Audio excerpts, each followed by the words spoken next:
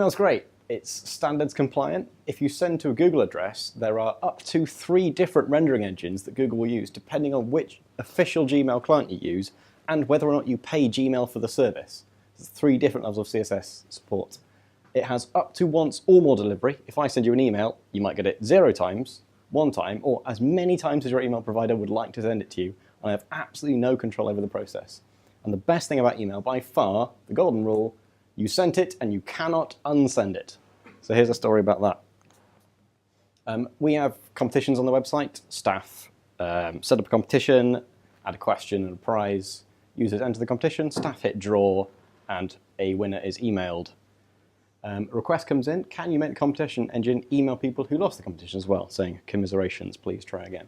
So the developer gets to work, they write a query, they add a little loop to the send function, they create a test competition and enter it with 2 fake users, one who will win and one who will lose.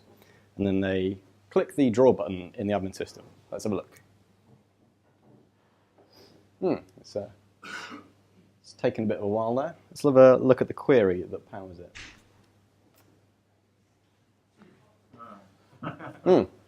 This is the wrong query. This is the query that finds users who entered but did not win competition 1. This is the query that finds users who did not win a competition. That's a much bigger number. This big, which at the time of this bug was 999,999 people or thereabouts. The developer panics and they yank out the network cable or they kill the PHP process or however. They go off to the mail server and they find it only got delivered to about 20,000 people, which is not bad in the grand scheme of things. So let's see what those 20,000 people received. Dear Music Enjoyer 45, congratulations! So we're off to a bad start already, 2 lines in. You have not won, which is technically correct at this point. There's nothing legally wrong with this email. A splendid monkey, thank you, ENS24. 20,000 people got that. And that's why you don't send email in development. Except you shouldn't send email in development. If your application needs to send an email to someone, it should send the email regardless of where you do it. If you decide not to send in dev, you can easily introduce bugs where email doesn't arrive, but it doesn't arrive in dev ever. So who cares? It's not a problem. And then you end up not sending users their password reset email or the order confirmation email. So you should always send in development. So why not send to a fixed address, override it if you say in the dev environment it always goes to me. Also a bad idea, because that allows you to sneak in other bugs, like every single email sent from production goes to your email address. I've done that before years ago. It's annoying rather than catastrophic. You can usually fix and resend. Or if you send emails in a loop, another bug you can have is where every email gets sent to the first user in the list and the email address never gets updated. That can be catastrophic, especially for sending out invoices. So don't do that either. So what should you do? I recommend Mailhog. Mailhog is a fake SMTP server.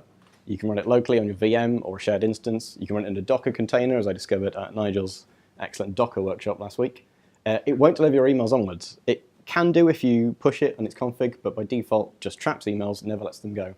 It has a web interface for browsing and an HTTP API, which allows you to use it in acceptance tests. So you could write a test that tries to log in, requests a password reset, goes to Mailhog, checks that the email arrived, and follows the link in the email for proper end-to-end testing of that functionality. It's one Go binary, so it's very easy to deploy. This is what the interface looks like, quite blown out. It pretends to be a little email client. You can push hundreds of thousands of messages into this very quickly. It's quite well optimized. You can have desktop notifications for when emails arrive and things like that. If you click on an email, you get details. It's got a nice source tab and can show you the headers, so it's good for debugging email as well as catching mistakes that you might make. I also recommend obfuscating email addresses. So we develop against a backup copy of our production data, which I think is great. It captures so many weird edge case bugs that we wouldn't find if we were living in a sanitized test environment. But if you develop against a backup copy, you have to obfuscate your users' personally identifiable information, including their email address.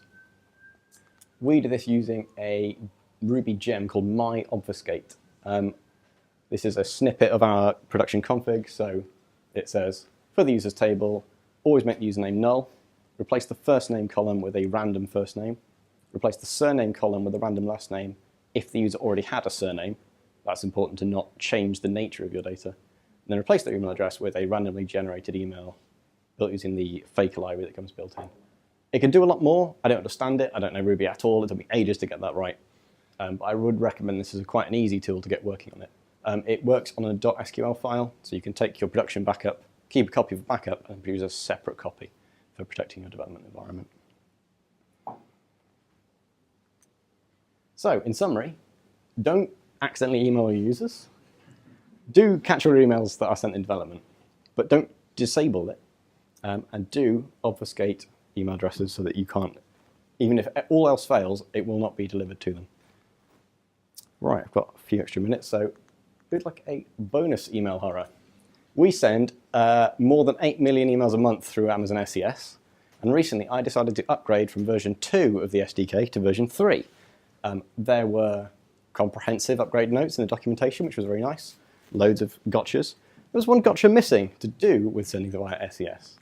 So here's 2 code samples. Here's one for v2 and one for v3. Can you spot the difference?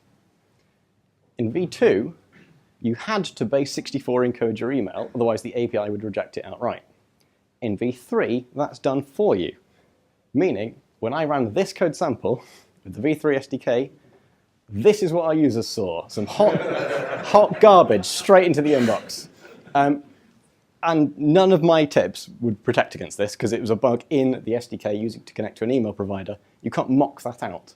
The only way for it to catch that would be to deliver to an email address that I could go and look and see that absolute nonsense was being delivered. Thankfully, I did this at a quiet time of day, and about 50 people emailed in going, "What have you done to my emails?" Recommendation to not do this is just try and do a staging test or something with real emails very carefully against one address. Any questions?